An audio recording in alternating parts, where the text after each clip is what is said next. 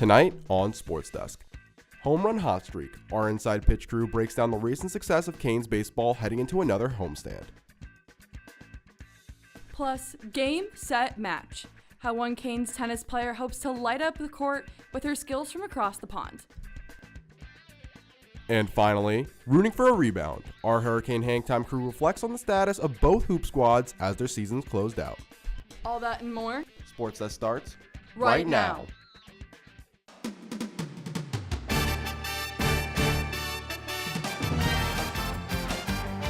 I'm Ed Reed, and you're watching SportsDesk.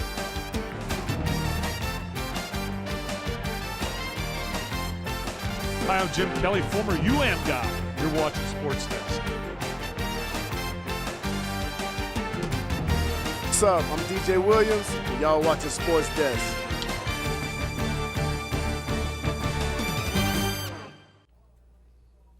Welcome back to another episode of Sports Desk. I'm Annie Watson. And I'm Shay McDonald. Thank you for joining us. Annie, can't wait for spring break. Can't wait to see the Canes have a good day, have a good last weekend series. Exactly. They're coming off a hot streak. They played at Lone Depot Park, and then they had some great midweek baseball, too. They did have great midweek baseball, and they had a midweek matchup on 305 Day against the Villanova Wildcats. And as they've done on many occasions this season, showed the Cats what they've got. Let's head to Marklight Field for the highlights. Getting it started with the Villanova against Miami, it's going to be Max Galvin hammering this one out of the park for his first home run on the season. Galvin going to get 2 runs here for the Canes to get going early. Now it's going to be Dorian Gonzalez at the plate, and boom! That's going to homer him and Daniel Cuvée for another 2 runs for Miami, and that's going to get the pitcher here for Villanova out after a third of an inning. But pitching wouldn't be a worry for Miami, as Reese Lumpkin with 5 strikeouts in 5 innings and only 2 runs allowed. And now it's going to be Bobby Marsh, Miami's second leading hitter, with his 3rd home run of the season right in the middle of the 3rd inning. And rounding it out, it's going to be Derek Williams with a moonshot right here, hammering this one out of the park. The Canes are going to be celebrating with this fun little cart with 5 home runs and a 12-2 victory.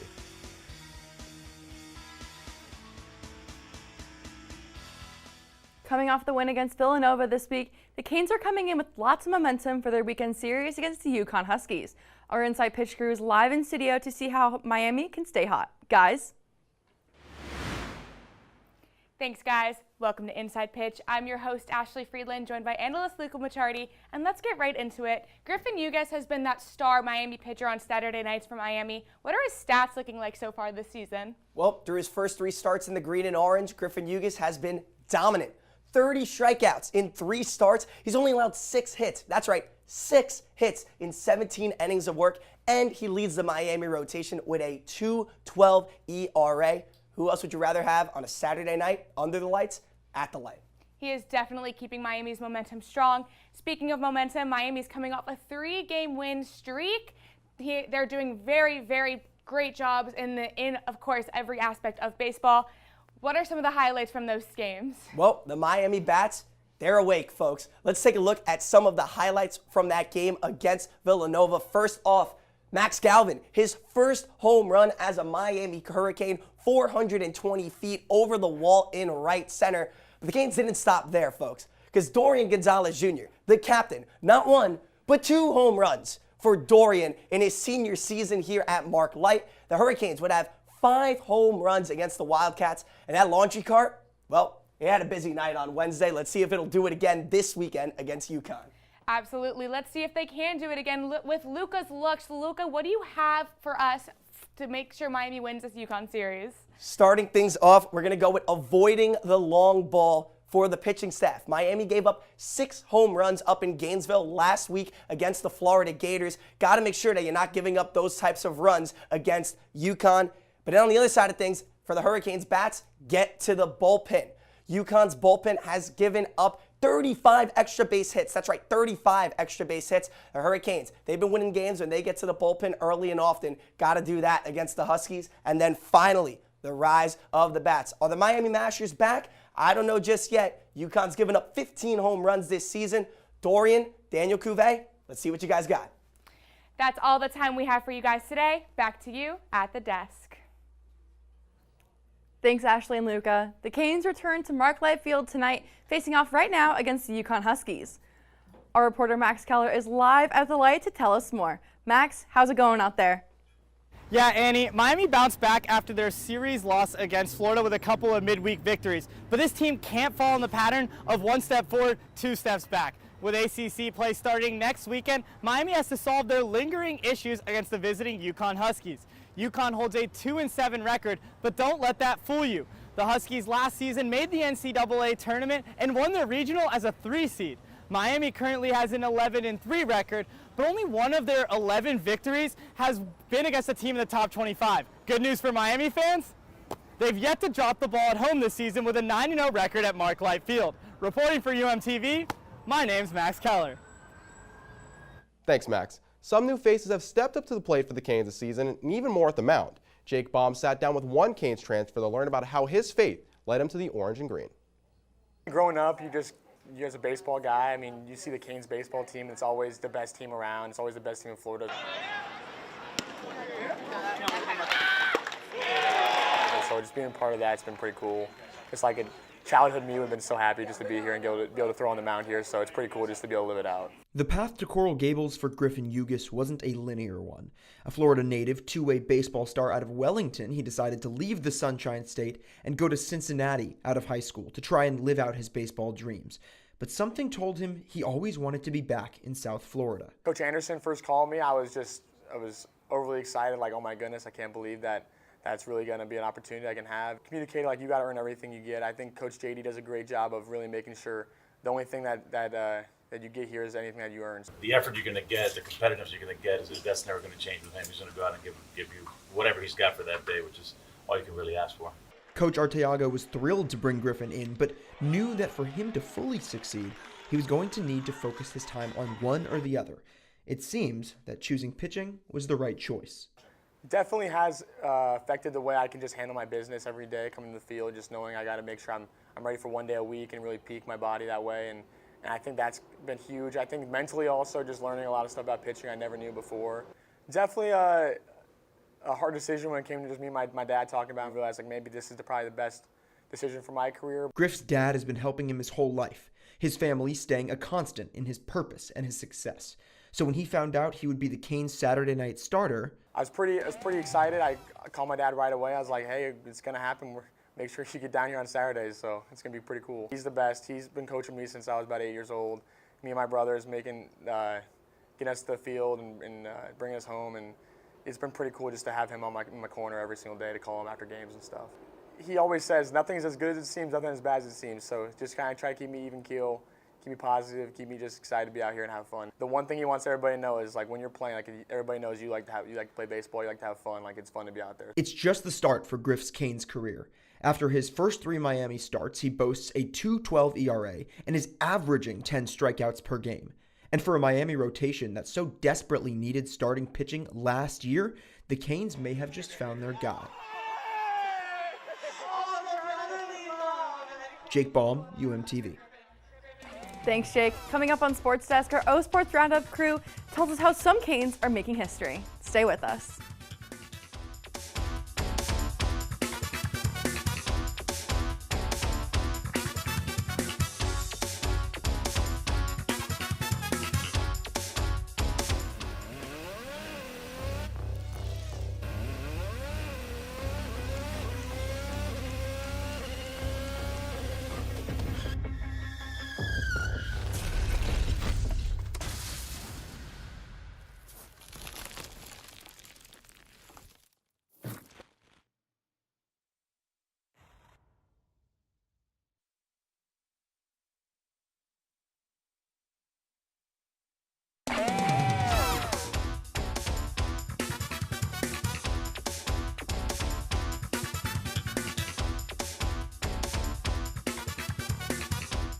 Miami Olympic sports are coming in hot after ACC championships wrapped up this week. MK Eason and Ariel Lopez are in the studio to break down history made and records broken.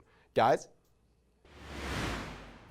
What's up, Canes? Welcome back to another episode of the O Sports Roundup. I'm MK Eason. And I'm Ariel Lopez. The number 29 University of Miami men's tennis team secured an impressive 4-1 victory over the South Alabama Jaguars. Despite a tough start, the Hurricanes bounced back, showing their resilience and dominance on the courts Tuesday. The Hurricanes quickly turned it around, taking control of 4 straight singles matches to secure the win. With this win, the Hurricanes improved to an 8-2 record on the season. Looking ahead, the Hurricanes will fly out to California for 2 big matches against Stanford on March 7th and Cal on March 9th. MK, the track and field team brought home some shiny medals last week. Yeah, Ariel. Indoor track and field competed in the ACC Championships in Louisville, Kentucky this past week and brought home some hardware. The men's track and field team brought home a gold medal after winning in the 4x400 meter relay. To add to the success, Gabriella Grimson broke her own record in the 800 meter. And Solomon Strader placed second with a time of 45.86 seconds in the 400 meter dash. The men's team finished in 6th place and the women's team finished in 12th place. Ariel, I heard swim and dive is making a huge splash. Tell me a little bit about it. Yes, MK, 3 Hurricane swimmers have punched their tickets to the NCAA Championships set to take place March 19th through the 22nd in Washington. Senior Julia Carvalho is one of the Canes who qualified. She is seated 7th in the 100-yard butterfly. Lots of exciting matchups to look forward to on the O Sports Roundup. See you after spring break, Canes. Same time, same place. Perfect. Thanks, guys. Switching from the pool to the hard court, one women's tennis player is hoping to make an impact both in singles and doubles, all in her freshman season. Riley McManus has the story. Leaving home for college is a big step, but for freshman tennis player Jacqueline Ogunwale, that step was over 4,000 miles across the Atlantic, from Hertz, England to the University of Miami. I chose Miami because I really respect the work ethic and the values that the coaches have here.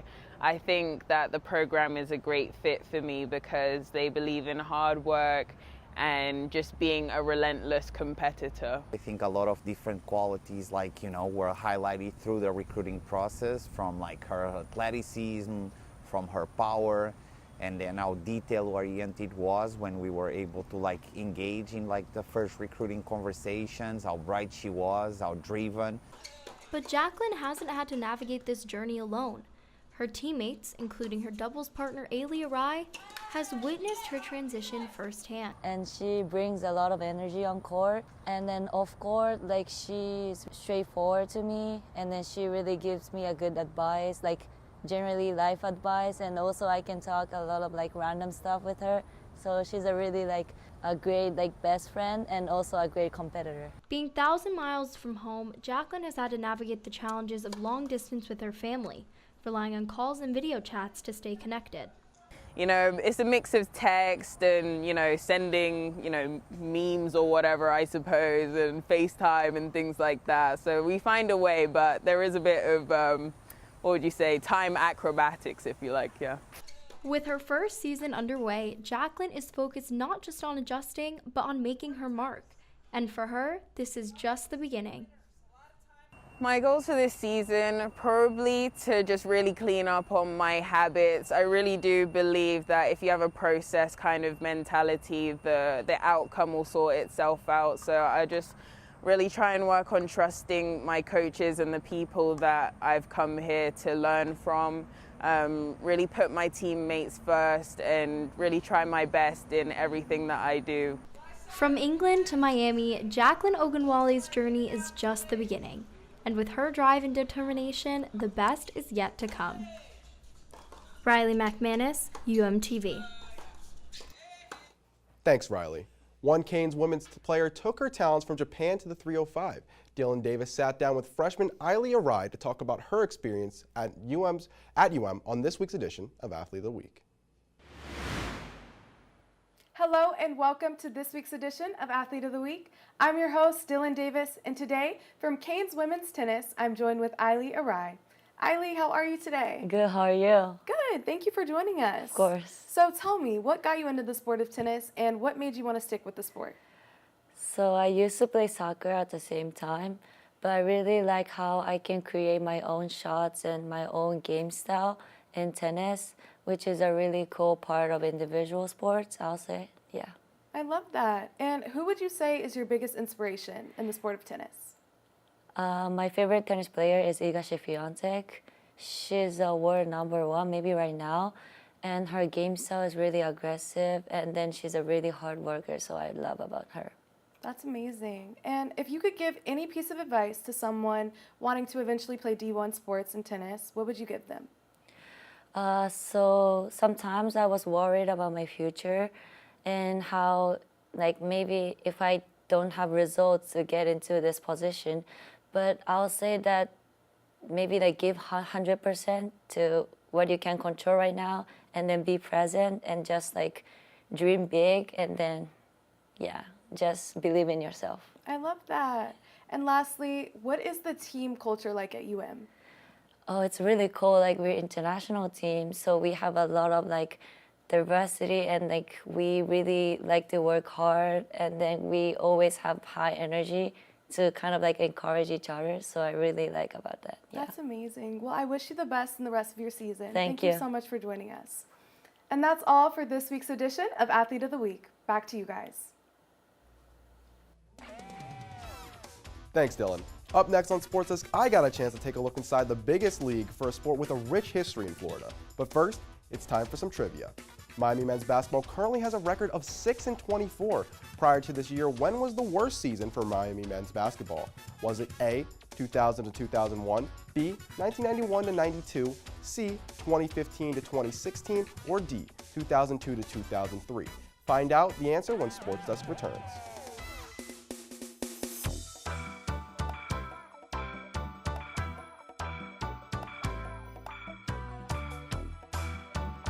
Thousands of kids start vaping, and I can't let this happen to my kid. So if you want to talk to your kids, you have to get it trending.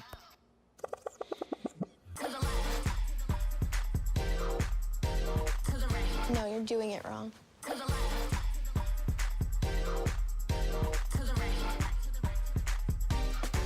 Let's go. Can we talk? Yeah, what's up? Visit talkaboutvaping.org for tips on when and how to have the vape talk. Guys, I have to ask, do you guys like Behind the Post? Shit, you go Johnny, first. I do. I love it.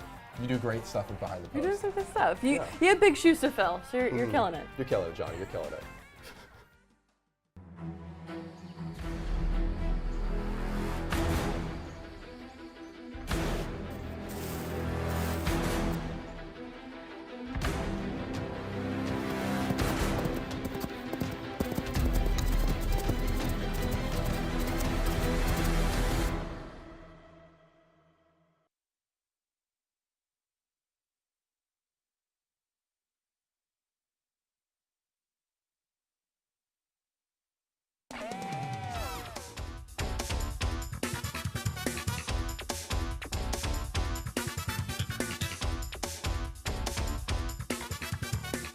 Welcome back.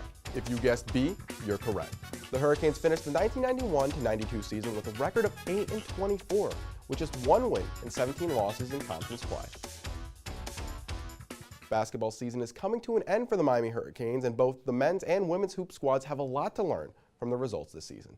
Gio Alonso, Jacob Lyons, and Tucker Kinney give us all the details in this week's edition of Hurricane Hang Time. Guys? Welcome back to Hurricane Hang Time. I'm your host, Jacob Lyons, joined by Gio Alonso and Tucker Kinney. Well, this season wasn't ideal for Canes hoops. Gio, tell us how the men's basketball team ended up on the wrong side of history. Well, Jacob, in the words of a true poet, Jermaine Lamar Cole, let me take you back. A couple months ago, I visited the Hurricanes men's basketball team at their media day, and I said that it felt like there was something different in the air, something unique, something that we've never seen before. And let me tell you, Jacob, I was spot on, absolutely right. This whole season has been something we've never seen before. Regardless of whether they win or lose against NC State in their upcoming matchup, this year's Miami Hurricanes men's basketball team, statistically speaking, is the worst in program history. Before this, the worst record in the history of the program was an 8-24 finish in the 1991-1992 season. 1991, 34 years ago. Now, this has been a combination of several things: selfish style of basketball on offense, inconsistent, and a lack of team cohesion on defense, turnovers. We're going to see if Miami can build some momentum heading into the offseason. The hiring of Jay Lucas is the lone bright spot in a very, very, very dark tunnel, but we'll see what Miami can do heading into the offseason. Thanks, Gio. We'll be sure to stay tuned with all the updates in the offseason. But Tucker, heading over to the women's side, I think there were a few more positives from this season. Yeah, Jacob, the women's team ended with a whimper rather than a bang, losing 82-63 against Cal, finishing 16th in the ACC with a 14-15 record and a 4-14 conference play record. However, there were definitely some bright spots, the brightest being Haley Cavender. She won second team All-ACC honors, finishing with 18.2 points per game on the season, 6.5 rebounds per game, and 4.7 assists per game. Now with an early end to the season, Trisha Culp can now really focus on developing her young talent and getting the players she needs to be competitive. Thanks, Tucker. Unfortunately, that's all the time we have for this week's edition of Hurricane Hang Time. Back to you at the desk. Thanks, guys. One of Florida's most historic sports is a home right here in Miami. I had a chance to check out Highline's biggest league and get a glimpse into the future of the game. The World Highlight League started in 2018 and featured former Hurricane athletes whose transition into the sport with over 100 years of history in South Florida was shown in the documentary Magic City Hustle, a transition that wasn't easy. We had a lot of fans showing up that were hardcore highlight fans that knew the game, that understood the etiquette of highlight, and we were not giving them that look. Since then, the league expanded from just about 20 players with no experience in highlight to a diverse league filled with international players helping grow the sport even further. But earlier this year, it was announced that their lease in the Magic City Casino was expiring, putting the league's future in South Florida in jeopardy. That being said, COO Scott Savin has faith in how far the game has come. Within 2 years, they were proficient enough that Basque players, French players, Mexican players, Filipino players could all come in and join the league. Savin has been responsible for many of the league's changes, from adopting a team format to changing the courts to speed up the game to using social media. He's been active in the league's growth. I'll get calls at 8 in the morning or 9, 10 at night, talking about something or asking about the league. And if you have a commissioner that cares and pays that close of attention, you don't see that every day. This constant evolution has pushed the league forward, now even streamed on ESPN. And as the years go by, the game only continues to progress. Just the vision that we have with the sport, that Scott Savin has had with the sport, and it's actually all coming to pass. It's just an amazement for a lot of people. Regardless if the league's future is in South Florida, Savin and the league's dedicated players, announcers, and other staff are confident that they can keep Highlight thriving. It's all one big team. We are hoping to stay in South Florida, but I think the guys are willing to go wherever we need to go to keep playing the game of highlight. Thanks, Shay. He said the rhyming was done, but after the audience complained he wasn't fun, to peer pressure he succumbed. So here with a soliloquy, it's time to see what Johnny is giving us about Kane's social media. John III, have at it. Listen, everyone, if Adrian Brody can give a 5-minute and 40-second long speech at the Oscars, I think I could do a 5-minute and 40-second long segment here on Sports Desk. So we got a lot to cover, and we're going to get right into it. Welcome back to an extra long edition of Behind the Post. I'm Johnny Mushton, and I'm your host. While some people might know Wednesday as Hump Day, the Canes celebrated this one being 305 Day, especially the mascots, with the Miami Maniac being just a little too excited. Come on, Maniac, there are kids here at Mark Light. But what a better way to celebrate 305 Day than the men's baseball team absolutely crushing the FIU Panthers 7-3 at Lone Depot Park, the home of the Miami Marlins. Danny Dingers was able to show off his incredible hitting power with the Canes' third grand slam of the season.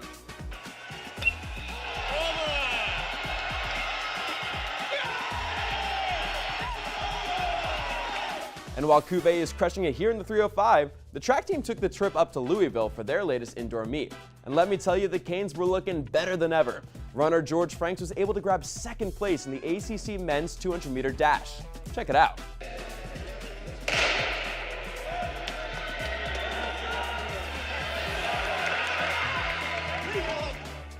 And that, folks, is what a new Miami Hurricanes record looks like. But unfortunately, all good things must come to an end. The women's team called it a season over in California after a rough loss to the Golden Bears. But at least Haley Cavender was able to hang up her sneakers with an all-ACC second team. Men's hoops have one more game left in their season, and to send out the basketball team on a good note, I wrote a short poem that I would love to perform for all of you. Okay. A season full of lows and highs, constant gas but constant size, decent post moves there and here. God, I miss you, Norchad O'Meara. Whether a starter or whether a bench filler, I just want you to come back, Jordan Miller. It is Jay Lucas we need the most, and hopefully we'll see him behind the post. I'm Johnny Mushton, my words are true, so that's all from me. back to you. Thanks, Johnny. Still ahead on SportsDesk, spring football is in full force. And when we return, Jaden Cohey will show us how the Canes are getting ready for next season. Don't go anywhere.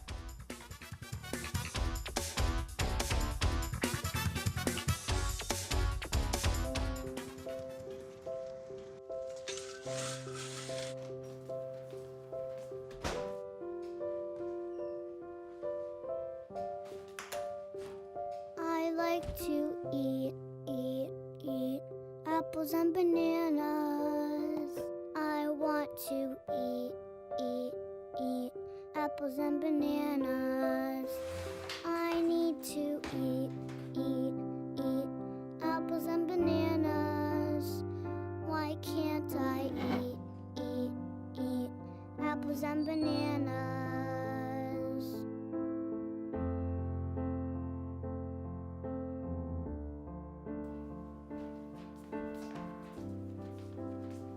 Support the Feeding America nationwide network of food banks to help provide meals to those in need. Join us at feedingamerica.org.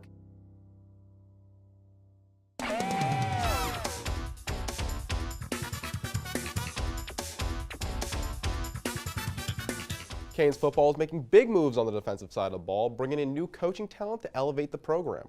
Our spring football beat reporter Jaden Cohey takes a closer look at the new staff and what they bring to the table. Every offseason is a chance for a fresh start. For Miami, this fresh start begins with a defensive coaching staff, such as new defensive coordinator Corey Heatherman, who has come to take charge. And his track record speaks for itself. I feel like Coach Heatherman, man, he brings the energy every day. Just from the defense to just emphasizing being fast and just looking forward to working with him more during the season. And I think everyone on the staff just continuously, the more we work together and the more we communicate, the better the staff will be. But we have outstanding people, and then every day the ideas they bring to the table, and then the way our guys attack it every single day has been great. And I think that's going to continue to get us better on the field and off the field. But he's not alone. Defensive pass game coordinator and defensive backs coach Zach Etheridge, defensive tackles coach Damian Lewis, and safeties coach Will Harris also joined the Hurricanes. They bring with them their own unique perspectives to help the Canes reach new heights. I mean, that's the approach. Is first thing we do is meet individually everyone, and what's their goals, what's their aspirations, where have they been, what the trials and tribulations they have faced. I tell them all the time, I'm treating you like our pro athletes. Yeah, we're college students and all that, but understand this, I'm gonna treat you like a pro athlete, meaning you gotta handle your business and all the responsibility. The Hurricanes will put their new defense to the test when they kick off the season against Notre Dame. For now, the energy is high, but the expectations are even higher. Jaden Cohey, UMTV. Thanks, Jaden. Future Hall of Famer Steph Curry may have had his time to shine last week on the show, but one of his shots last night was worthy of another Play of the Day feature. Let's head to Barclays Center where the chef got back to cooking. Taking it on over to the Barclays Center, the Warriors face off against the Brooklyn Nets, and Curry's newest teammate, Jimmy Butler, hands it off to him, and he lobs it up from the logo as there's 0.3 seconds left in the second quarter. Lobs it up like it's super easy. One of the many iconic threes in his career. Warriors go on to win that game at 121-19, and they are now 6th in the Western Conference. Headers are often associated with soccer, but over in the NHL, Will Collier showed the rest of the league how to use your noggin. Let's head over to Madison Square Garden for a different type of special play. Rangers taking on the Islanders here, and it's going to go to Zach Jones, who's going to send this one to the goal. It's going to get deflected in off of Collier's face. Let's watch this again. Going right there, he's going to turn his head and knock it into the goal. The goalie is stunned right here. Some say luck, I say skill. Watch how he purposely turns his head here to knock it in for a goal. And that's going to power the Rangers to a 4-0 victory against the Islanders in this new NY matchup. Andy, do you think you could have done that? I can't skate in a straight line to save my life, so that would have taken everything in me to do. But 30 years ago, you wouldn't have been able to do that because they didn't wear helmets in hockey. I would have just taken it with head straight on, full power, not even flinching once. Nothing else. Well, that's all the time we have for you tonight on Sports Desk. We'll see you next week, same time, same place. Have a great night.